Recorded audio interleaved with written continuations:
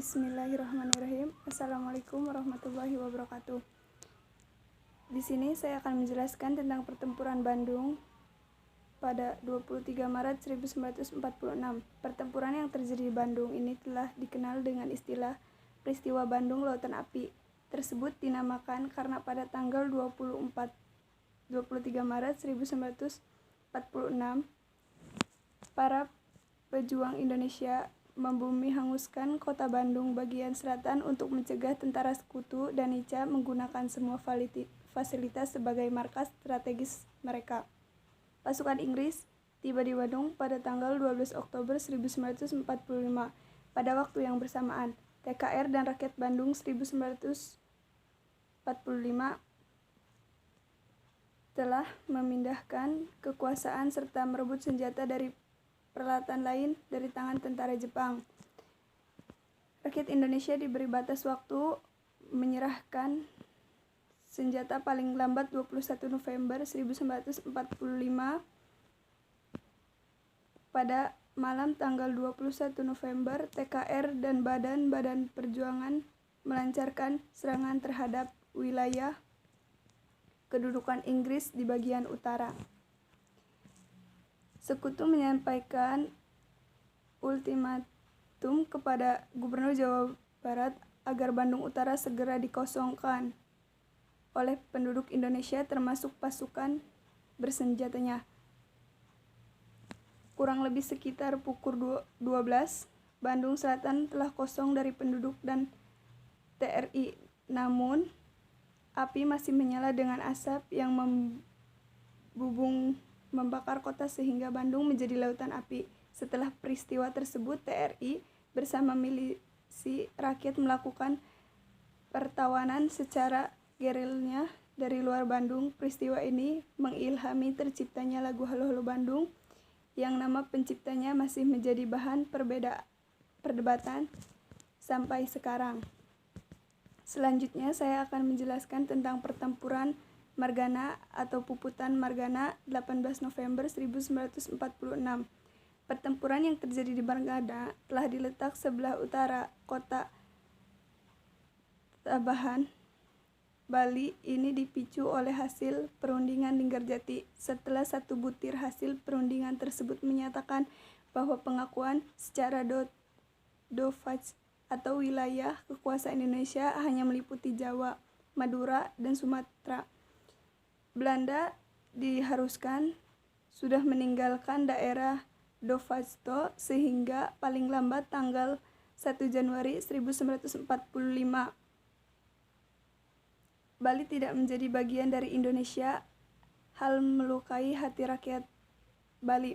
Pada tanggal 2 Maret dan 3 Maret 1949 Belanda mendaratkan kurang lebih 2.000 pasukan di Bali.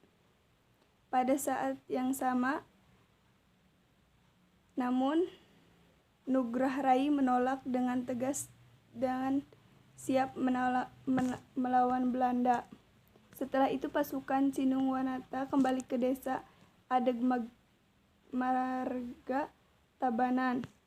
2 hari sebelum peristiwa itu, yaitu tanggal 20 November 1946, Belanda menyerahkan seluruh pasukan dari seluruh Bali, Lombok, mulai dari mengisolasi desa Adegmadya. Konon Belanda juga harus mendatangkan bantuan dan semua tentaranya yang berada di Bali dan Lombok. Setelah matahari menyingsang sekitar pukul 9 sampai 10, pasukan Margana baru sadar bahwa mereka dalam posisi terkepung oleh serdadu Belanda. Mereka memilih bertahan dan aksi tembak-menembak pun terelakkan. Perang di Margana ini juga dikenal dengan istilah Perang Puputan, yaitu perang yang dilakukan sampai titik darah penghabisan. Untuk mengenang peristiwa tersebut, kini pada pertempuran itu didirikan Tugu Pahlawan, Taman Pujagan Bangsa. diperingati sebagai Hari Perang Puputan Margana.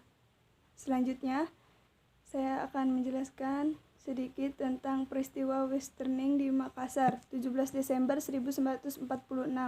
Gubernur Sulawesi Selatan, Sam Ratulangi, membentuk Pusat Pemuda Nasional Indonesia atau bisa disingkat PPNI dengan Ketua Manai Sopiaan.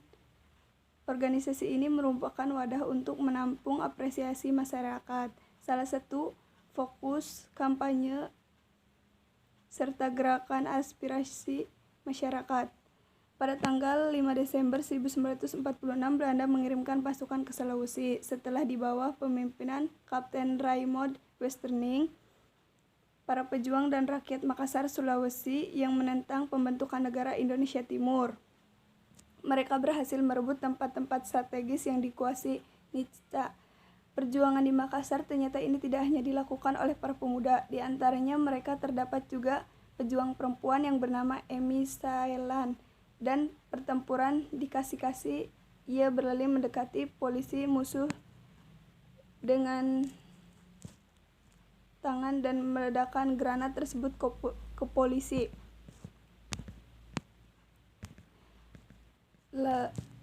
Lalu Westerning menerapkan metode Gestapo, suatu metode Gestapo yang diterapkan polisi rahasia Jerman yang dikenal kerja sesama Adolf Hitler. Belanda melakukan tindakan memeriksa itu di tanggal 7-20 Desember 1946. Lalu mereka berhasil kabur pada tanggal 27 Oktober 1947. Belanda menangkapnya kembali dan kali ini Belanda menjatuhkan hukuman mati kepadanya. Mengondisi dieksekusi oleh regu tembak pada 5 September 1949.